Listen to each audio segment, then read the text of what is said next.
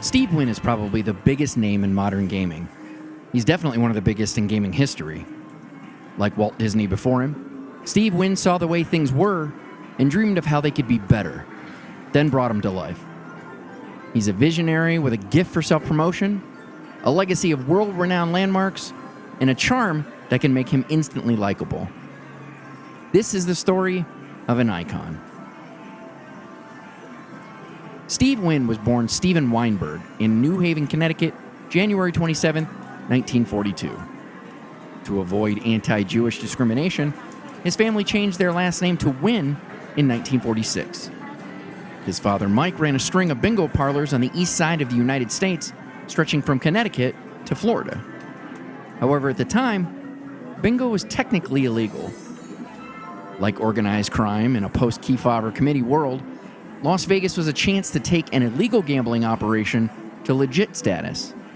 Mike Wynn hoped to do the same with his bingo halls.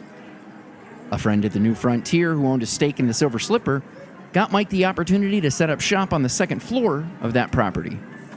So, in 1952, Mike brought his son with him to Las Vegas for a 2-week trip. At the age of 10, Steve fondly recalls the experience. Quote, "There was a magic in this place. It was like stepping back into the frontier. Casino owners were king. They owned the town. They were glamorous, they had beautiful women, and lots of money." Steve also recalls that this is the longest, uninterrupted by business frame of time that he had his father's attention. Their relationship was described as more of a friendship than father-son. In fact, Steve didn't call his father Dad. He referred to him by his first name, Mike. During the day, the two enjoyed riding horses all over a largely undeveloped desert landscape. And at night, after he put Steve to bed, Mike would go out and satisfy his inner gambler. Mike loved to gamble. If it moved and someone would give action on it, Steve's father would take it. The story goes, one night, Steve woke up to an empty room. So we got dressed and went out into the Vegas night to find his father. Experiencing Vegas at night, the lights, the glamour, the action, captured Steve's imagination unlike anything in his life at that time. He remembered thinking, quote, "What a place to live." After the 2 weeks were up, Mike Wynn was broke, losing all his money at the tables. On top of that, Mike was determined to be an unacceptable candidate for a gaming license by the Nevada Gaming Commission. To make matters worse, Mike had already set up, run, and closed his bingo operation at the Silver Slipper, unable to compete with better run competition. So, Mike and his son returned home, never again attempting to enter the Las Vegas market. Determined to give his son the opportunity to be a solid citizen like a doctor or lawyer, Steve received a first-rate education at the University of Pennsylvania. However, on weekends, he would return home from college to help run the bingo halls. Steve would meet his future wife at the age of 20. Elaine was the daughter of his father's close friend and business partner in Florida, Michael Pascal. If that name sounds familiar, it's probably because Steve would hire his wife's nephew, Andrew Pascal, years later at the Golden Nugget, where he would eventually rise to senior VP of Wynn Resorts, before going on to found Play Studios, the company behind the My Vegas games. Steve and Elaine met while on vacation, fixed up by their fathers, attempting to play matchmaker, and it worked. The two planned to be married after college, but his father would never see that day. In the spring of 1963, a few weeks before Steve would graduate, his father died on the operating table during open-heart surgery. Open-heart surgery wasn't nearly as commonplace a procedure as it is today, and the risk was made very clear to Mike pre-op. Before going into surgery, just in case he didn't make it, Mike shared with his son that he owed nearly $200,000 to various loan sharks and bookies. Mike Wynn was 46 at the time of his death. 2 months later, Steve married Elaine, and by the end of the 60s, the couple had 2 daughters. A man's gambling debts died with him. That was the common practice at the time. However, the Wynns didn't see it that way. And Steve made quite an impression on a few people when he insisted on paying off his father's debt after he died. Those encounters not only earned respect, That respect developed into friendships. Those friendships, and their connection to organized crime, combined with Steve's tremendous success in the gaming industry, would be called into question for the rest of his life. It will never be clear if the relationships Wynn developed while running his father's bingo halls were nothing more than that, and his business opportunities in gaming were just the results of hard work, or if Wynn was a squeaky clean frontman for organized crime's expansion into gaming. But the facts are this. Steve Wynn made a name for himself in gaming, an industry that will forever be linked in some way to organized crime. And for that, anyone who wants to find a link between someone who works in the industry and organized crime can do so, either legitimately or imagined. Hell, that goes for anything. If someone wants to find fault in anything anyone does, they can, one way or another. The salacious nature of these allegations, true or false, hold little interest to us, and therefore will not be addressed in any 360 Vintage Vegas. 4 years after his father's death, at the age of 24, Steve Wynn met E. Parry Thomas. The two developed a close relationship and would eventually help to reshape the entire city of Las Vegas. That started in 1967, when Wynn was able to get a loan to purchase his first stake in a Las Vegas property, the New Frontier. He paid $45,000 for 3% ownership. Days before the New Frontier was purchased by Howard Hughes for $24 million, Wynn got a loan from Valley Bank for $30,000 to purchase another 2% in the property. The timing of the purchase has led to speculation that Wynn knew what was coming and leveraged his position. That's because E. Parry Thomas was not only the head of the bank Wynn got the loan from, but was also Howard Hughes' personal banker, facilitating all his asset acquisitions while in Vegas. 4 years later, former majority owners of the Frontier were indicted by the federal grand jury for hidden ownership. Wynn was called to testify, but was never included in the indictment nor accused of any wrongdoing. Years later, he would admit that he was less than forthcoming in his testimony. Not because he was trying to hide anything, but because he was intimidated by the person they sat him next to, Chicago crime boss Tony Accardo. After the Frontier sale, Wynn bought into a liquor distribution company, Best Brands, the exclusive provider of Dewar's Scotch. Despite being very successful in the venture, it wasn't where his passion lied. He wanted to get back into gaming. His next opportunity may be his most controversial. In 1971, 4 years after the Frontier sale, Wynn was able to get together enough money, $1.1 million, with the help of E. Parry Thomas and a partner, to purchase 1.1 acres of land on the corner of Flamingo Road and the Strip next to Caesar's Palace. The property wasn't particularly appealing at the time. It was nothing more than a parking lot with power cables strung over top of it. The land was owned by Howard Hughes, and at the time was being used for that parking lot by Caesar's Palace. Here's where the controversy comes in. Howard Hughes didn't sell land. In fact, this piece of strip real estate is the only land Howard Hughes sold in Vegas while he was alive. And he sold it for half its value. How could this have happened? The answer is pretty simple. E. Parry Thomas. While it can never be proven, it's pretty easy to imagine a scenario where Thomas called in a favor to Hughes to help Wynn get back into gaming.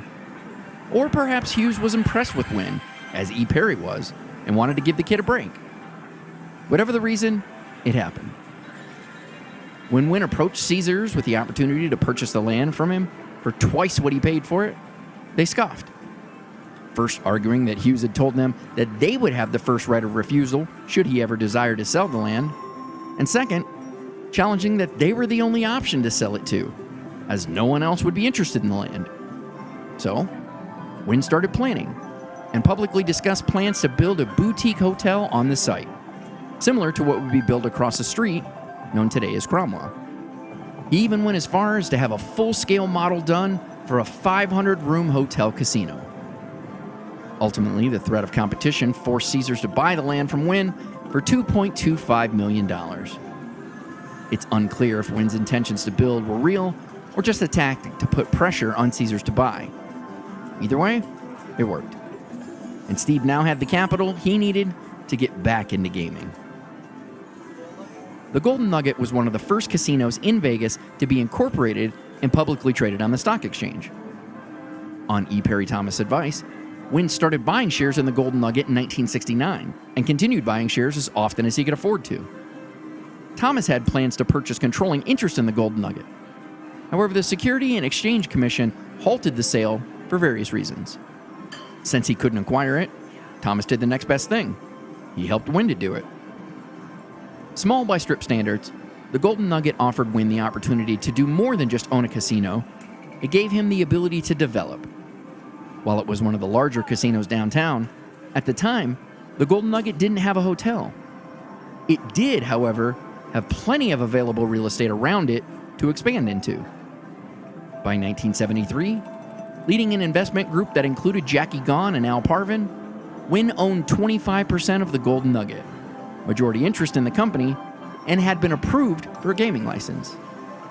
Fun fact, Al Parvin's background was in interior design. He's the man responsible for introducing the casino carpet Vegas properties are known for, starting with the Flamingo. Wynn uses leverage to question current CEO Bucky Blaine's ability to run the property, claiming the well-documented theft going on at the Golden Nugget was indirectly Blaine's fault. Fortunately, Blaine wasn't interested in a fight, and the two worked out a deal where Blaine would be compensated in exchange for stepping aside so Wynn could take over. Wynn wasted no time getting millions in financing to remodel and expand the Golden Nugget. Once in charge, legend of his temper began, showing no patience for anything less than he expected. Steve inherited his temper from his parents. Not a violent or abusive family, the Wynns would argue all differences of opinion vehemently, primarily with shouting matches. It was just the way they communicated with one another. The Golden Nugget Rooming House opened in 1977, giving the property its first 579 rooms.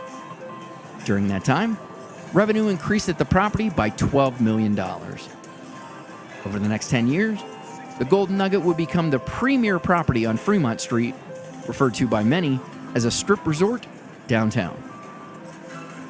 In 1980, Wynn expanded the Golden Nugget brand into Atlantic City. Atlantic City had reduced Vegas to the number 2 gaming destination in the world after they legalized gambling in 1976. In the 11 years following, Vegas had several new properties open like Nob Hill, Vegas World, Barbary Coast, Imperial Palace, and Westward Ho. But none of them were able to bring the title back to Vegas.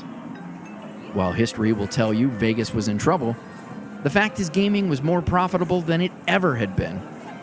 Each property seemed to have its niche and served it very well.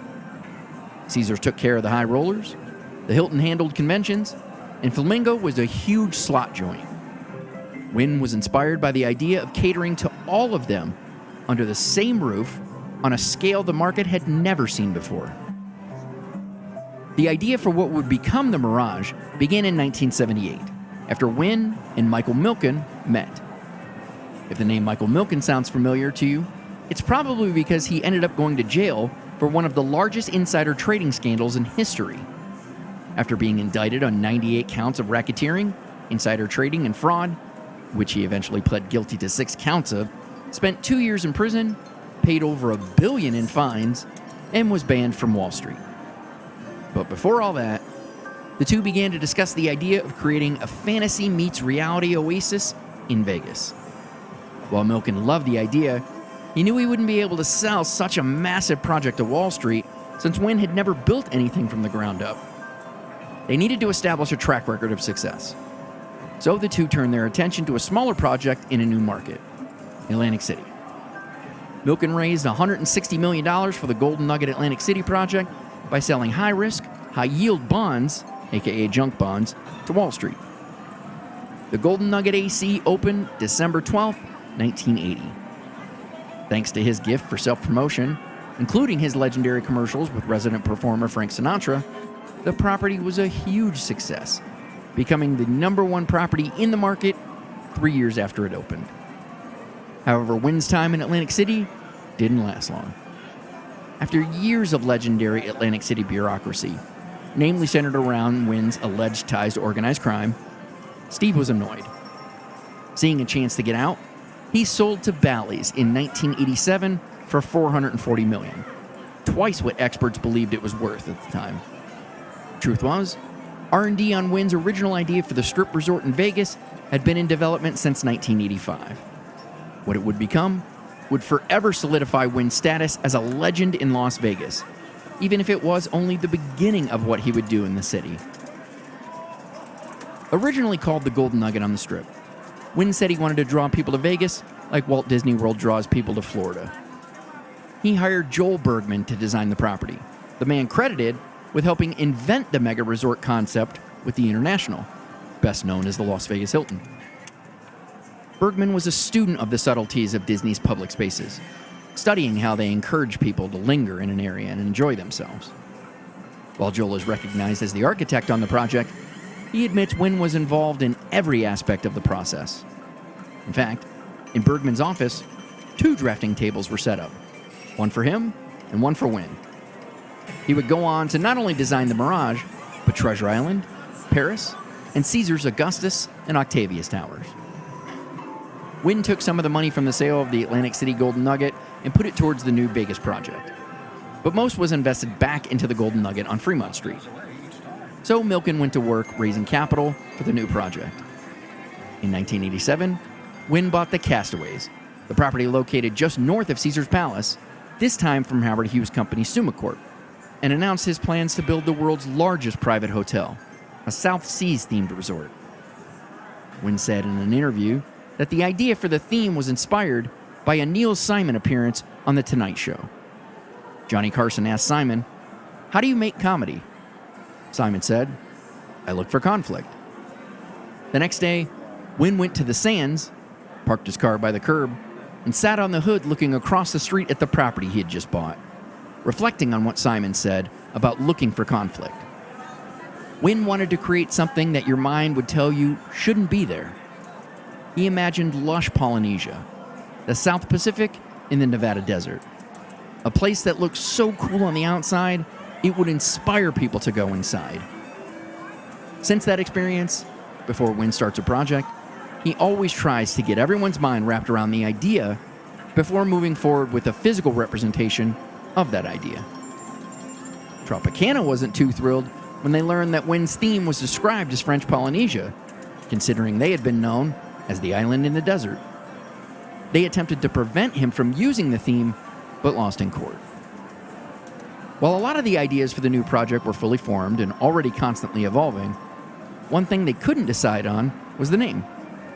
Wynn wanted something that would cause people to think of an exotic locale, a place you would daydream about being. But the problem with French Polynesian names is they were hard to pronounce and not easy to remember. Eventually, they decided to name it the Mirage. It not only seemed to fit with the theme, it seemed to capture the spirit of the project, something that had never been done before and that many believed couldn't be done. There was just one problem. Vegas already had a small motel named La Mirage, so Wynn bought it. For a time, La Mirage was renamed the Glass Pool Inn after its well-known above-ground pool with large porthole windows on the side to allow people to see inside the pool underwater. That property closed in 2003 and was demolished for another Vegas project that never materialized. That story aside, when Wynn started the project in November of 1987, it didn't have a name. Right out of the gate, it faced a financial uphill battle. On Monday, October 19th, stock exchanges around the world crashed and economists predicted another depression. The already risky project became a hard sell to investors. So Wynn did what so many have done before. Started building without all the money he needed to finish the project. They got 8 floors up before running out of money. So Wynn brought in investors, showed them what they already had, and shared every detail of what he envisioned for the project. He was not only able to get investors excited about it, he got them to finance the rest of it, another $515 million, based on his enthusiasm for its potential. One of the problems with doing something that's never been done before is it requires you to invent how everything is done. Everything. It began with the design of the property. Challenges inspired ideas like creating one large central kitchen so that dishwashing and similar functions across the entire property could be shared. They also wanted to position things like staff dining, uniforms, and other behind-the-scenes operations in a place that helped employees get to and from their jobs as efficiently as possible. Attempting to learn from experience, Wynn had his guys go out and visit 250 companies in various industries, including hospitality, dining, and manufacturing, who'd recently opened something new, and asked them 3 questions. 1. What did you do that was such a good idea, you'd do it again? 2. What did you do that was such a terrible idea, you'd never do it again? And 3. What didn't you do that you wish you would have? 1 year running up to the planned opening, Wynn's guys put together a timeline of over 800 things they needed to get done. The timeline took up an entire hallway at the Golden Nugget. One of those tasks was going through the 55,000 applications they received to fill the 6,200 positions they needed filled. Then train them all and figure out a way to coordinate everything they do so it was not only efficient, but was up to the standards people would expect from the Mirage. Wynn obsessed over making things as easy to navigate as possible. The long-standing idea of making a casino easy to get lost in was abandoned because it didn't really accomplish what it set out to do, and guests found it frustrating. No one enjoys being lost. It made far more sense to make it easy for someone to get where they wanted to be. The task of getting to their room, the dining, and getting right to their game of choice should be effortless. Every detail was analyzed. Things like removing the bars from the casino cage because it made the space very uninviting, and taking security out of their uniforms and putting them in suits for similar reasons were all new ideas. Some of the biggest ideas happened spur of the moment. For instance, originally the casino floor was going to be 80,000 square feet, until one day, Wynn & Company just felt like it should be bigger, so they expanded it to 100,000 square feet. The 60-foot fish tank behind the reception desk, an idea used to distract guests while they wait in line to check in, was another late-to-the-project idea that required invention to accomplish. At the time, the 6-inch thick glass required for fish tanks couldn't be produced in sections longer than 20 feet.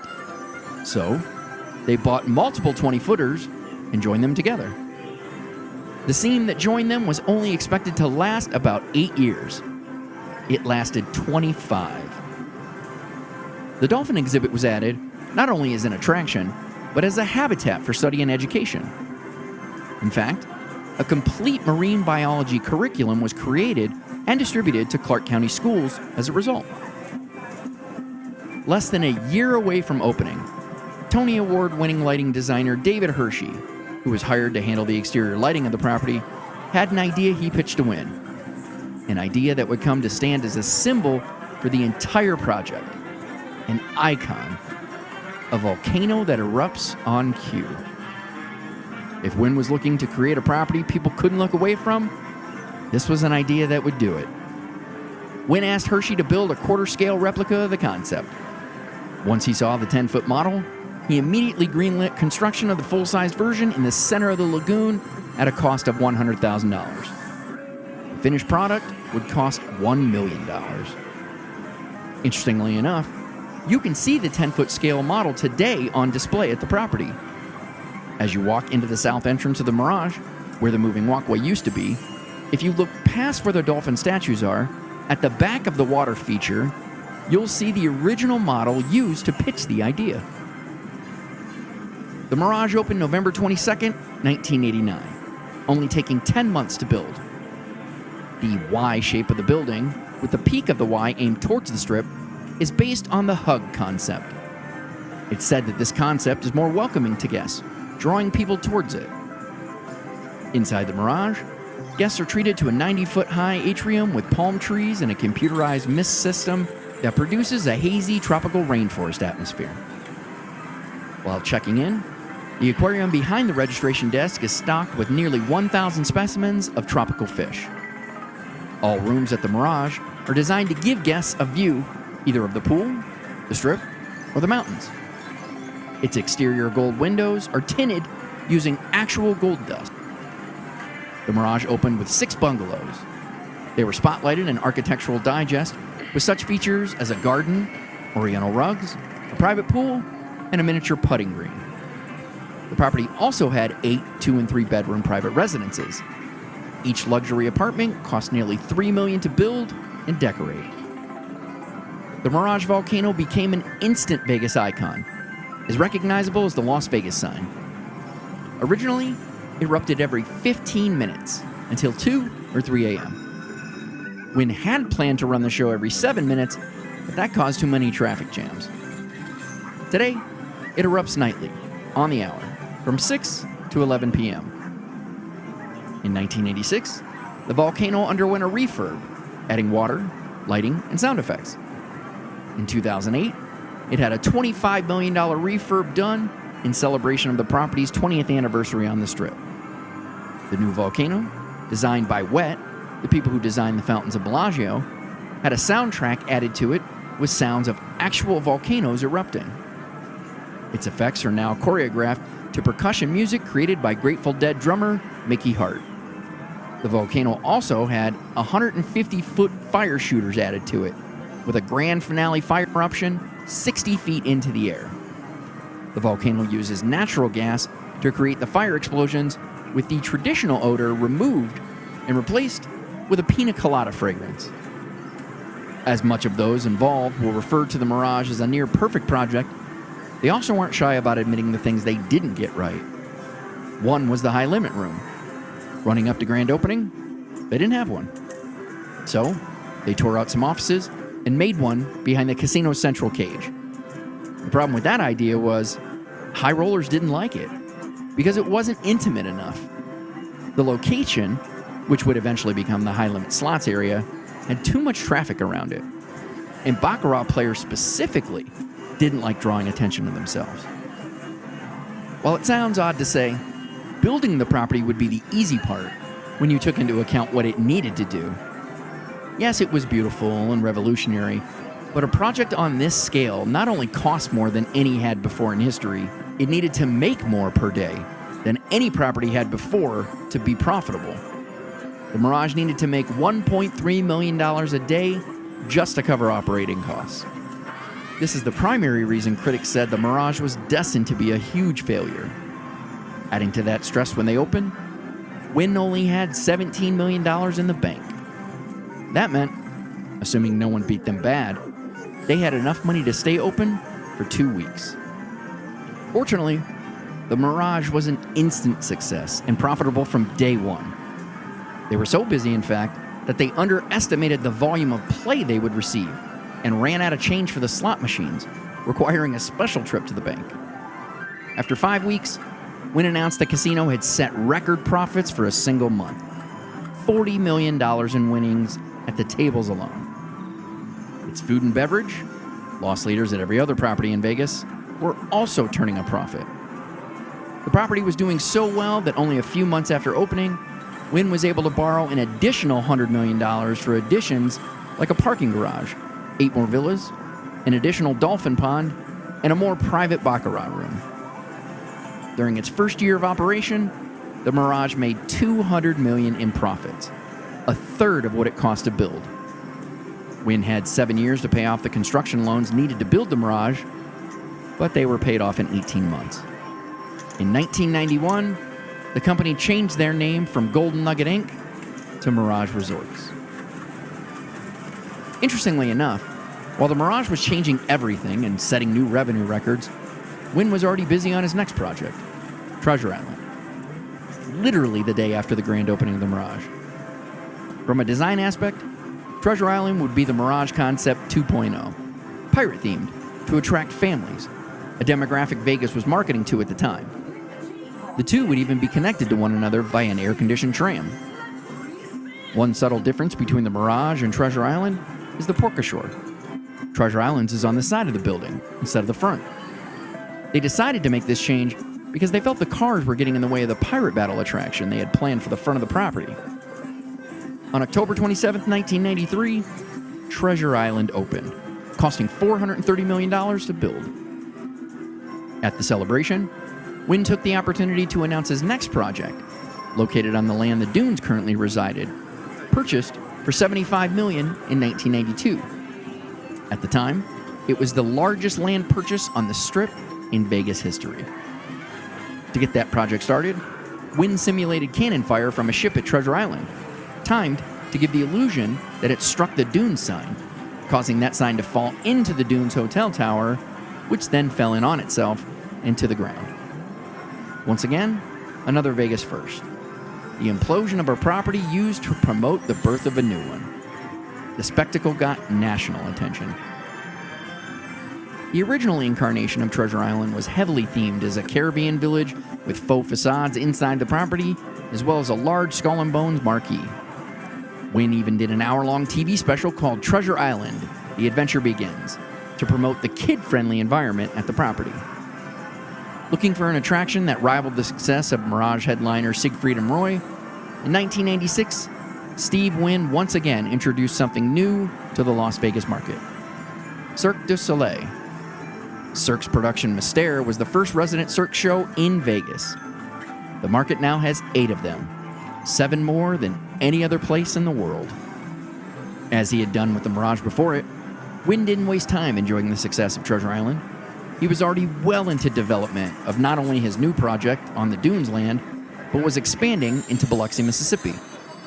In '95, Wynn announced plans for Beau Rivage, as Bellagio was originally named. Initial plans called for the resort to be surrounded by a 14-acre lake for water skiing and other recreational activities, with the resort somewhat on an island in the middle of it. The water attraction drew lots of criticism, claiming it would waste water. That was until a study revealed that more water was wasted on keeping the grounds green on the golf course at the Dunes than the man-made lake would, which was another issue. In 1992, the city amended its law that banned the creation of man-made lakes so that TI could build its moat for the pirate battles. The new project was dramatically larger, but again, once the facts on the golf course maintenance were learned and they realized the lake would actually give more water back to the city than it would use, they amended the law again and approved the project. Eventually, the name of the project would be changed to Bellagio, after a town in Italy off of Lake Como. The name means elegant relaxation. The name Beau Rivage would instead be used for Wynn's Biloxi project. In '97, the lake attraction for recreation evolved into another free attraction.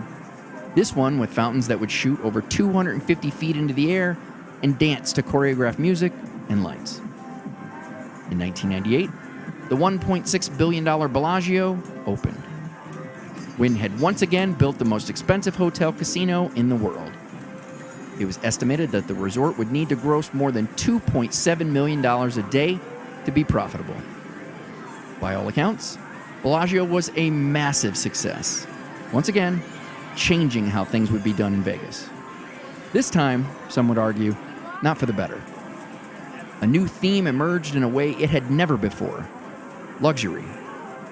It's a theme that Wynn, and for a time a large segment of the Vegas market, had gotten stuck on until the Great Recession of 2007. Wynn continues to build some of the best properties in whatever markets he builds in. However, it can be argued that since Bellagio opened, every property he's opened since have simply been newer, improved versions of the same concept. In 2000, Wynn sold Mirage Resorts to MGM and Kirk Kerkorian for $4.4 billion, making MGM the largest gaming company in the world, until Harrah's bought Caesars a few years later. The story behind how and why this happened is too vast to get into here, but will be shared in a future 360 Vintage Vegas covering the great consolidation of Las Vegas. After Mirage Resorts, Wynn would go on to create Wynn Resorts. After showing interest in purchasing Caesars World, Park Place Entertainment outbid Wynn by upping their offer to $3 billion to buy the company from Starwood Resorts. So, Wynn decided to buy the Desert Inn from Starwood instead, for $270 million. While no one version of the story has ever been definitive, for one reason or another, Starwood paid Wynn $25 million, alleged to be so that he would pretend to be interested in buying Caesars World. That money has been called everything from a bribe to a separation agreement payout for the Wynn Caesars deal falling apart. While the financial transaction has a paper trail, a contract regarding a proposed acquisition has never been found, adding more validity to the allegation that it was a bribe. But again, odds are we'll never know the truth of the matter. Wynn would go on to implode the Desert Inn and build Wynn, the first property named after himself. Initially, the resort was to be named Le Rêve, which means the dream in French. The name was changed when focus groups revealed they didn't know how to pronounce the name, nor did they know what it meant. That very same study revealed that Wynn's name alone was worth an extra $80 per night to hotel guests. In the past, Wynn had mocked Donald Trump for naming his buildings after himself, stating it was something he would never do. Once they decided to move forward with the name Wynn, Steve spun the story to say this was the first building good enough to put his name on. The name Le Rêve would be repurposed for the Cirque show, developed exclusively for the property. To avoid taking his new company public, Wynn brought on Japanese billionaire and Aru's gaming chairman Kazu Okada as a partner. The problem was, Okada was the only investor Wynn could attract. All the other private investors he approached still had the memory of Wynn's reckless spending, misuse of company funds, and erratic behavior at Mirage resorts, and weren't too keen on the idea of getting back in bed with such antics. Again, all these details will be covered in the 360 Vintage Vegas episode, The Great Consolidation of Las Vegas. Seeing no other option, Wynn agreed to take the company public to raise the money he needed to build his new project. This time, he made a point to learn from his past mistakes. He hired a top-quality CFO and developed a corporate structure that would ensure he was always the majority shareholder. When investors had questions about Wynn's art purchasing and various other self-interests involving company money, Steve not only agreed to lease his art to Wynn Resorts for $1, he promised to reimburse the company for his personal use of the company jets. Wynn was also able to get the money he needed despite the severely underwhelming initial public offering price of $12, almost half of what he had hoped for. Moving forward with the project, as he had done with each new project, Wynn designed with the intention of improving everything he had done before. According to Wynn, one of the biggest design mistakes he ever made was not building a restaurant bar overlooking the Mirage Volcano. He attempted to fix that with Bellagio, but he didn't take into account that he had positioned the spaces around the fountains of Bellagio behind the speakers, meaning guests could see the attraction but not hear the music. All that would be addressed with the Lake of Dreams attraction at Wynn. As he had previously done, Wynn disregarded popular trends for new resort development at the time, even though he was largely credited with establishing them. Instead of building a 4,000-room hotel, he elected to build a more intimate 2,700-plus option. Housed in one of the tallest buildings ever constructed in Las Vegas, the 600-square-foot standard rooms at the property would be larger than many New York apartments. To give the casino a more intimate feel, he turned down the volume of the slot machines and placed blackjack and craps tables near the hotel elevators for easy access to those on their way to and from their room. The property would end up costing $2.4 billion to build, a number some scoffed at, pointing to the fact that Wynn's new property cost more than Clark County spent on education and more than the United States spent on AIDS research. When it opened, the property was considered underwhelming in comparison to Bellagio. But again, Wynn knew exactly what he was doing, and the property was a huge success, able to command some of the highest room rates in the city. A few years later, he built a sister property for a similar price and named it Encore. To date, all projects have been named some variation of either Wynn or Encore. Wynn Resorts allowed Steve Wynn to regain his throne as one of the most successful gaming operators in the world, becoming the premier name in luxury gaming resorts and making him one of the richest men in the world. Encore is the last ground-up project Wynn has done in Las Vegas, electing to expand in other markets, primarily Asia. Several renovations have been done to both Wynn and Encore, including inventing the day club experience with Encore Beach Club. In 2016, plans were announced for Paradise Park, a return to the original plans for Bellagio, to build a lake for water recreation on land currently home to the golf course at Wynn. While construction on Paradise Park was underway, in December of 2017, Wynn Resorts purchased the land across the street, formerly home to the Frontier, for $336 million. On January 22nd, 2018, they announced plans to build Wynn West on the land, a resort that would be connected to the Encore Beach Club via an air-conditioned umbilical hallway running over Las Vegas Boulevard, something the club was already designed to accommodate because Wynn said he always knew he was going to purchase the plot that stood barren for over a decade. Progress on Wynn West was expected to move quickly and projected to be completed in 3 years. Wynn Resort's stock was valued at an all-time high. However, shortly after that earnings call, multiple allegations of sexual misconduct were levied against Steve Wynn. Within days, the stock price dropped 17%. On February 6, 2018, Steve Wynn announced he was resigning as CEO of his company. In March, he sold all of his shares in it to various parties, netting him $2.1 billion. Since then, the company bearing his name has rebounded and is still considered one of the most respected brands in gaming and hospitality. However, since leaving, new leadership has abandoned the Paradise Park project and decided to rethink plans for the land formerly home to the Frontier. It's unclear whether these are savvy moves to rein in erratic ideas from an aging Steve Wynn or a complete lack of vision from new leadership. Only time will tell. In the legacy of Steve Wynn, nothing will be more important or iconic as what he did with the Mirage.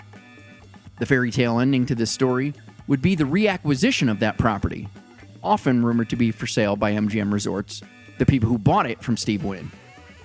While interest in doing so has been rumored several times, nothing has come of it.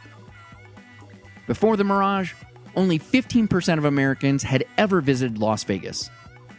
6 years later, that figure doubled. Its success started off a $12 billion construction rush on the Strip, and Las Vegas became the #1 gaming market in the world again. Today, that designation belongs to Macau, but gambling is now just one of the many reasons people come to visit the city.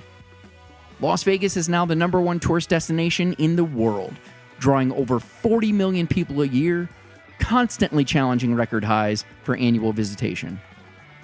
While it would be absurd to insinuate that it's all thanks to Steve Wynn, what isn't even remotely an exaggeration is that the Mirage stands as a monument to the moment Las Vegas stopped being a dirty word and became synonymous with the most fun a person could possibly have, legally.